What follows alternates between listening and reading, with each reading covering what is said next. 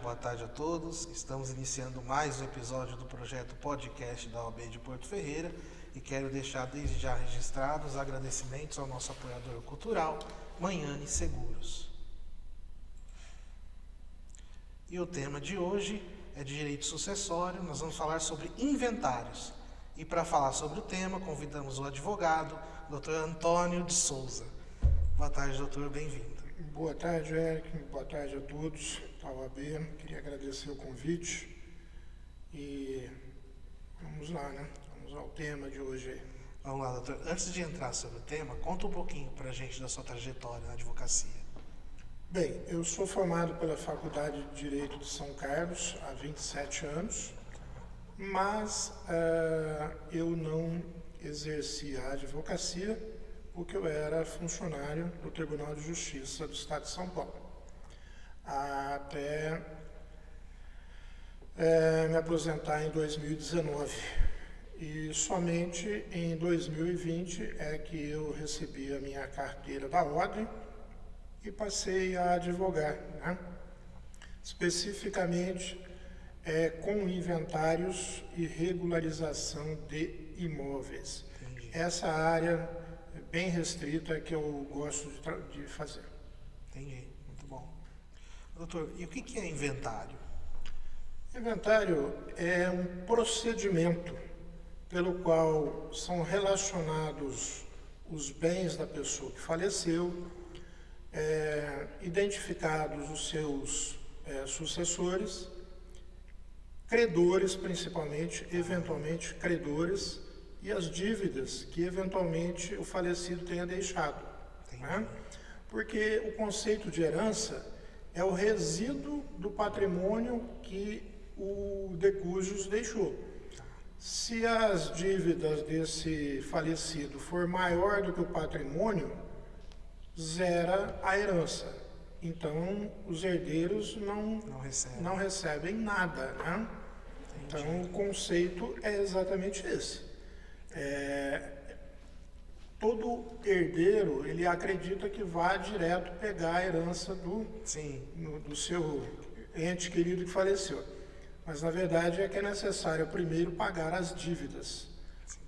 O patrimônio líquido é que é partilhado. Se não houver, não tem herança. Entendi. E tem um prazo para dar entrada no inventário, para fazer a abertura do inventário? Sim, existe uma previsão legal de que se faça a abertura do inventário no prazo de 2 meses da data do falecimento, né? Nós chamamos aí da abertura da sucessão. E pede-se que termine no prazo de 12 meses, né? Mas isso é uma fantasia, porque é um prazo estipulado, né? Dificilmente um inventário de maior complexidade ele vai terminar nesse prazo de 12 meses. Então, de regra, 2 meses no máximo da data do falecimento e pede-se que se finalize em 12 meses. Mas isso é difícil. Né? E quem que pode fazer a abertura do inventário, dar entrada na... Quem pode pedir a abertura do inventário? Olha, de regra, quem está na posse e administração dos bens do falecido. Tá? Mas também o herdeiro pode pedir abertura, o legatário, o testamenteiro, o credor do espólio, o credor do herdeiro, né? Se algum herdeiro tem alguma dívida e ele fica enrolando para abrir esse inventário, o credor do herdeiro pode pedir a abertura do inventário, forçar a situação para pegar o seu crédito. Sim, né? Sim. Seu crédito. Doutor, o senhor falou em testamento, né? Quais tipos de sucessões? Existe a sucessão legítima e a testamentária. Né? A sucessão legítima é aquela que decorre da lei para partilhar para os descendentes, né, do falecido. E existe a sucessão testamentária, na qual a pessoa dispõe em vida parte dos seus bens para quem ele bem entender. Entendi. Já falou de sucessão legítima, mas seriam os herdeiros legítimos, é isso? No caso, os descendentes, ascendentes dos decúbios, né? São os herdeiros legítimos. São os herdeiros legítimos. E existe alguma ordem, né, na questão da sucessão hereditária? Existe uma ordem, são os descendentes, ascendentes e cônjuges, né? Essa é a chamada vocação hereditária. Né? Havendo uma classe dessa, exclui as demais. Ok? Então, se você consegue preencher a herança para os descendentes, não, os ascendentes do falecido não vão receber, e nem o cônjuge. Tá? Uma classe exclui a outra. Tá. E no caso, por exemplo, de viúva e os herdeiros, como que fica essa situação? Existe concorrência, a previsão da concorrência entre o cônjuge e os descendentes do falecido. Tá? Existe a previsão de concorrência. Entendi. Doutor, a gente estava falando de cônjuge, tem a questão da meação, né? Sim. E como que fica na questão com relação à herança? Qual que é a diferença entre meação e herança? Sim. A herança é aquele conjunto de bens que serão partilhados entre os herdeiros da pessoa falecida.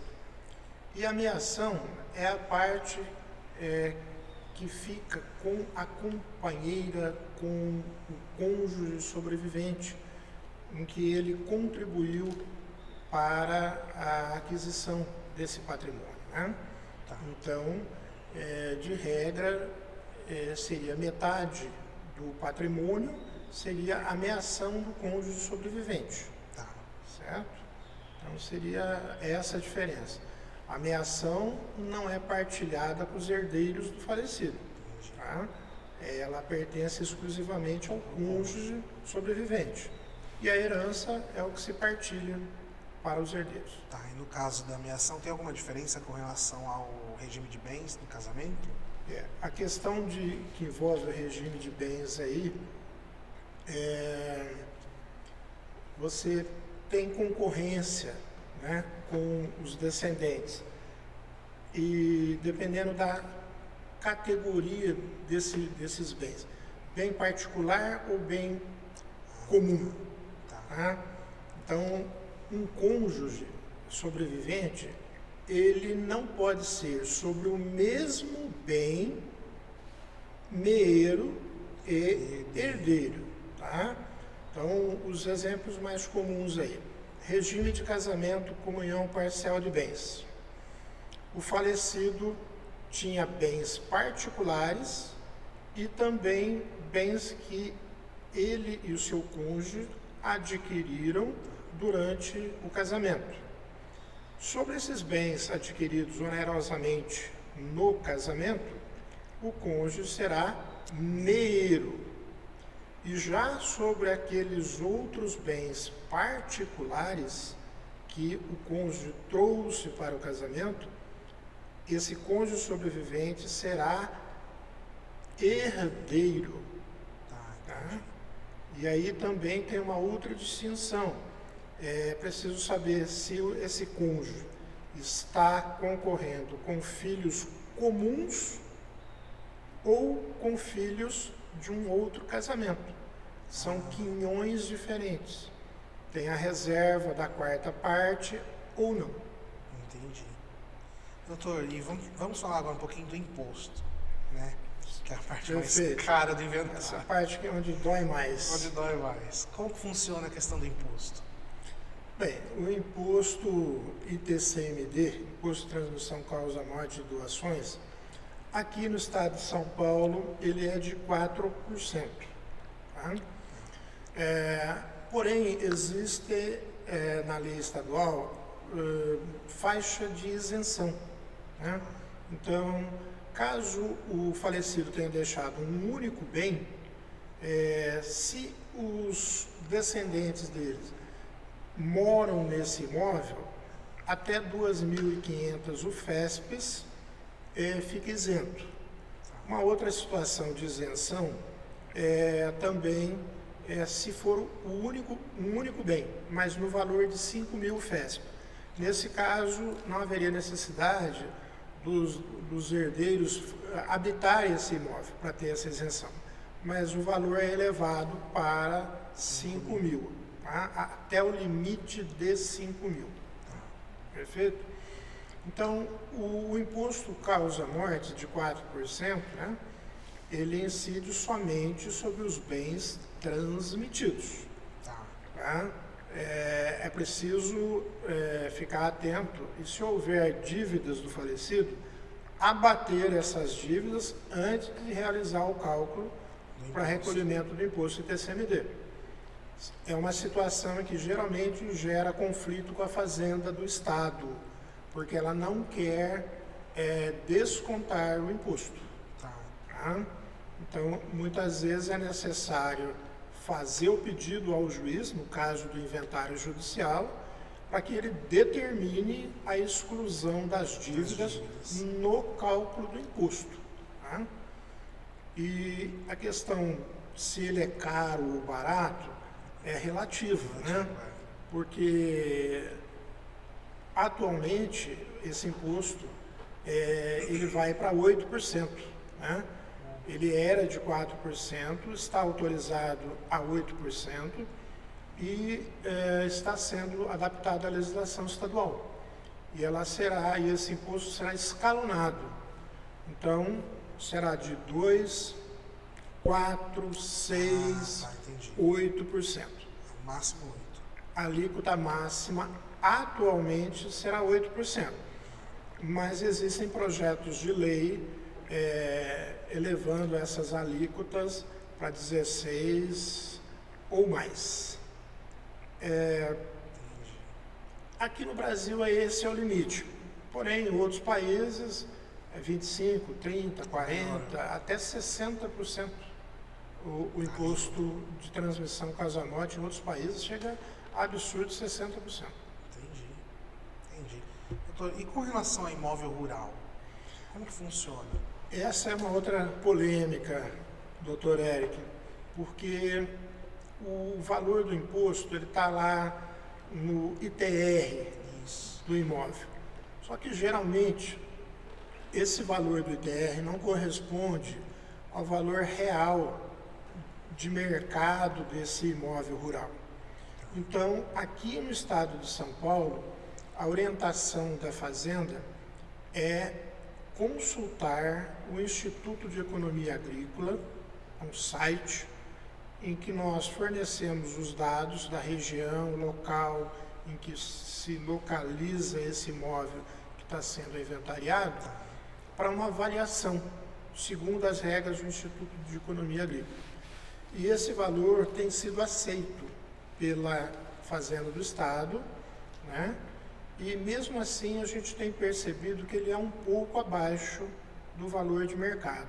Então é bastante razoável recomendar que se utilize esse valor que já é aceito para evitar uma malha fina, porque a Fazenda está fazendo uma malha fina. Né? Se o falecido deixou muitos imóveis, a probabilidade de cair nessa malha fina é grande. Né? Então, é bom evitar essa situação, porque haverá multas, juros, né, e todo um transtorno. Entendi. Doutor, e quando não precisa fazer inventário?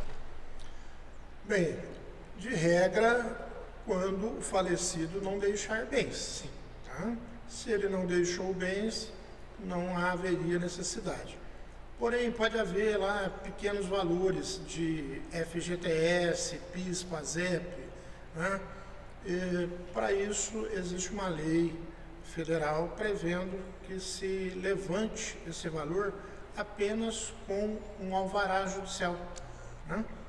Então, sem necessidade da abertura de um inventário. Né? Também há uma situação em que nós poderíamos pensar no inventário negativo, é quando a pessoa deseja contrair um novo casamento e fica aquela dúvida, ele deixou patrimônio, não deixou patrimônio, ele partilhou esse patrimônio ou não.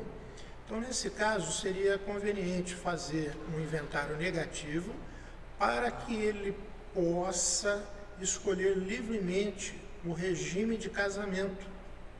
Né? Isso quando havia a situação do regime obrigatório. Né? Você tinha que, se você não partilhar os bens com os seus herdeiros, obrigatoriamente o próximo casamento teria que ser na separação obrigatória de bens. Né? Então essa era uma situação em que se previa, né, a realização do inventário negativo. Hoje, com a queda dessa situação, não haveria necessidade. Entendi. E o inventário também pode ser feito extrajudicial? Sim. Hoje nós temos essa opção de fazer o inventário judicial ou extrajudicial. O que eu digo sempre aos nossos clientes? O importante é consultar o advogado, porque é ele quem vai fazer um orçamento para o cliente, verificando qual é a melhor situação para ele, qual o menor custo ou a maior rapidez. Então, é importante que a família, os herdeiros, procurem o advogado para entender a situação deles. Se eles têm pressa, nós fazemos um inventário extrajudicial. Ele é muito rápido e eficaz, porém ele pode ter um custo maior. Pode. Tá? E caso a família não tenha pressa, não há nenhum interesse, né, nessa situação, nós podemos fazer um orçamento de quanto ficaria esse inventário judicial e, a depender do valor do patrimônio, poderia ter um valor menor de custas, taxas judiciárias, né? Então, essa é a importância de procurar o advogado, porque ele vai fazer os dois orçamentos, vai sopesar a necessidade do cliente e vai indicar a melhor solução para o caso concreto. Doutor, suas considerações finais sobre o tema? Sim, doutor. A recomendação aos herdeiros é sempre procurar uma assistência jurídica, tá? Porque ouvir pessoas leigas pode gerar prejuízos, como já temos casos no nosso escritório. Então, a orientação sempre é: procure um advogado. Se ele for especializado na área, melhor, mas de regra geral, todo advogado está apto a realizar o inventário do cliente e evitando maiores problemas. Isso. Doutor, eu queria agradecer a participação do doutor. Muito obrigado pela participação aqui no nosso podcast. E gostaria de convidar os demais advogados a virem a participar do podcast.